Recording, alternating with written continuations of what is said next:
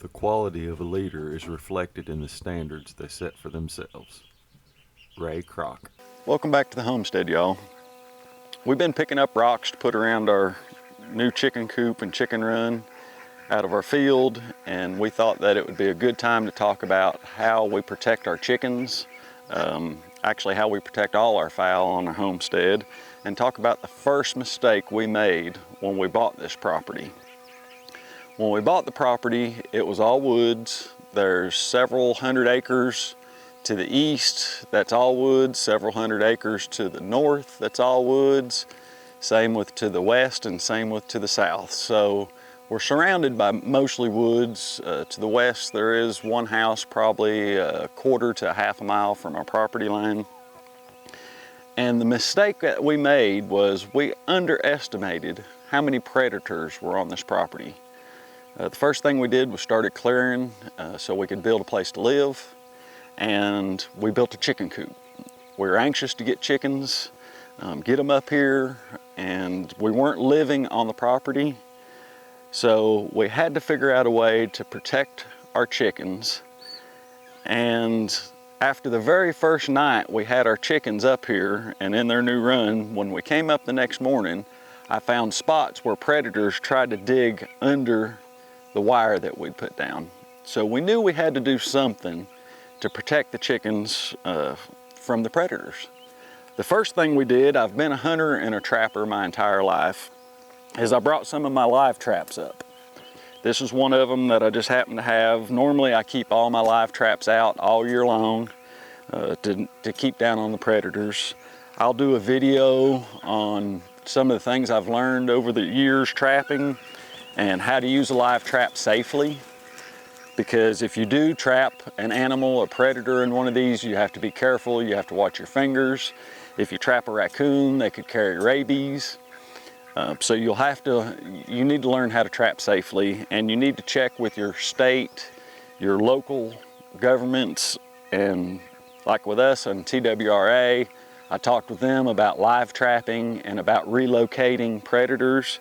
They did not recommend that, especially for raccoons and anything that could carry rabies.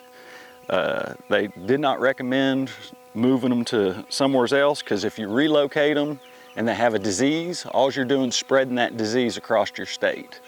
So make sure you check with your local game wardens, your local, like with us, the TWRA office, and make sure you know the laws and the regulations when it comes to trapping.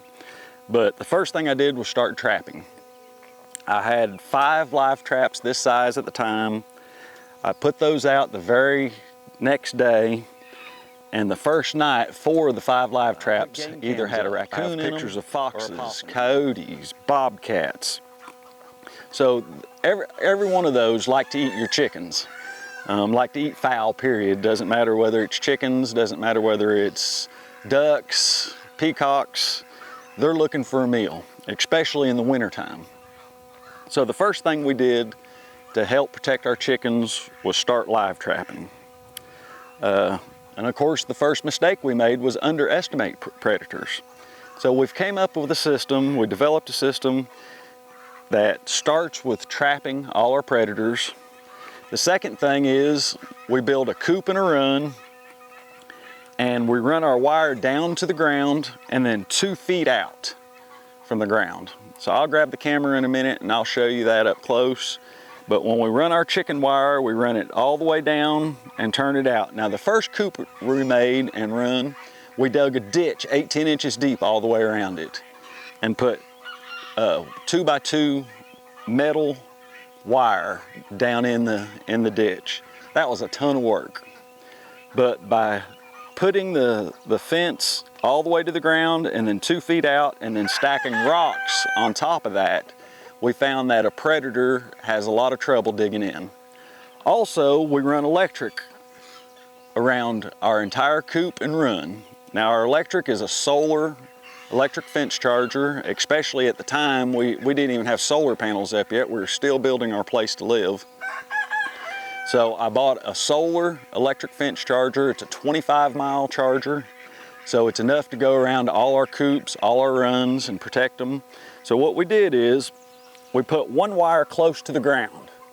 The very first wire is close to the ground, so that way for the small predators, your opossums, your raccoons, if they walk up, they're going to touch their nose to it, they're going to get shocked, and hopefully it'll deter them from even trying to dig. The second thing we did is we put another run about 2.5 feet off the ground. So that way, if the predator is a little larger, or if they jump over the bottom wire and grab a hold of this wire, they're going to hit the second wire. The next thing we did is we put netting on the top for any aerial predators. So that way any hawks, they're not going to be able to get into our chickens. Of course, now we let our chickens free range during the day, but it still protects them if they're in the coop from the hawks. So I'll take you around, I'll show you. We've done our chicken coop and chicken run that way, our peacock coop and peacock run that way. Another thing, we don't weed eat around them.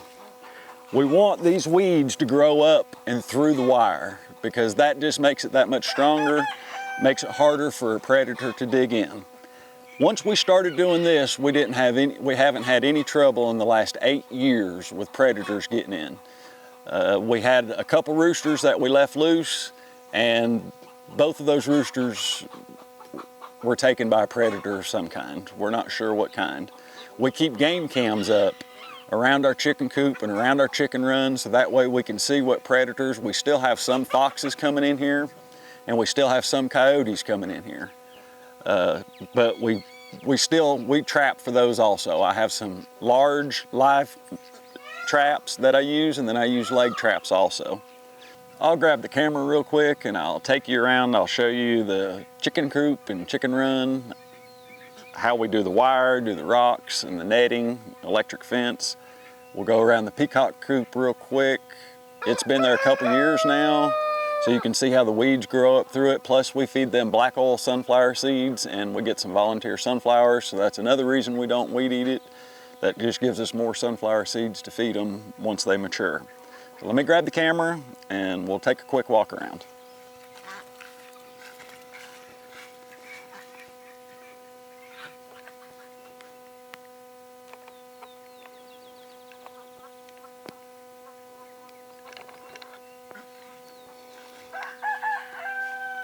All right, well, here's a close-up of how we do our electric.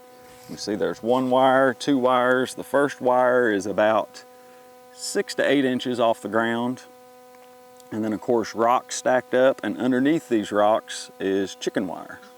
And then we have the second run about 2.5 feet off the ground. And then you can see inside there's our netting that goes over top all the way to the coop. And then we have rocks all the way around and electric all the way around. So you can see all the way around it, and we go all the way around the coop that way. Here's the peacock run. You can see on it, we attached the chicken wire to the outside. On the chicken coop, we didn't do that. On the chicken coop, before we put the metal on the sides, this bottom 2x4, we attached the chicken wire to it and then put the metal over top of it to hold it. And then we ran the chicken wire down and out and then piled rocks on top of it. So you can see we learned a little bit when we did this one.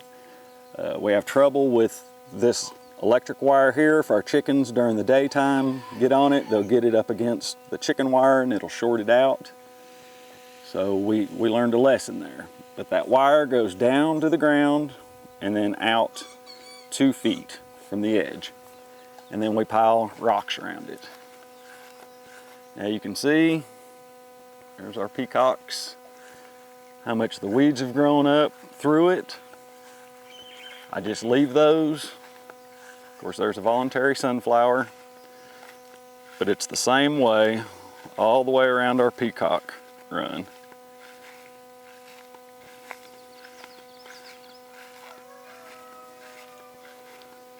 All the way to the end. And then if we peel back some of these rocks, you can see the dirt The wires went down in the dirt now, and the rocks help protect it. So if a predator tries to dig in, they have to start all the way back here and dig all the way in. And most of the time, I don't think there's any predators around here that could do that in one night. So,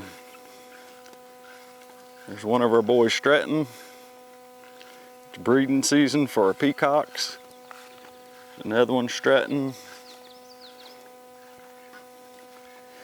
But that's how we protect our chickens, protect all our fowl, our pheasants, our ducks. If you have any questions, comments, please leave them below. Thanks for watching and subscribing. Now I know everybody's not going to be comfortable trapping animals, and if you're not comfortable with that, my suggestion would be to go around your local community, convenience stores, restaurants, and talk to people, and you might find somebody that's a hunter or a trapper that would be more than willing to come to your place and trap some of your predators away from you. Most hunters and trappers are always looking for a new place to hunt or trap, so just go in your local community, go to the convenience center and ask them, and I'm sure you can find somebody that will come to your property and trap your predators for you. As you can see, I have the dirty dozen here. It's 12 ducklings that we hatched off this year, and they're very friendly, and they think I have something to eat for them.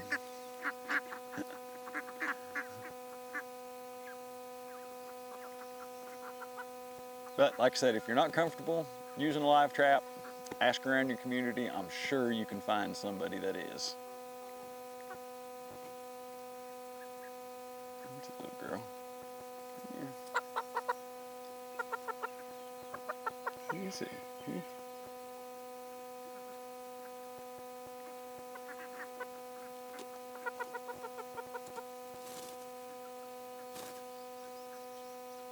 Is it? Thanks for watching.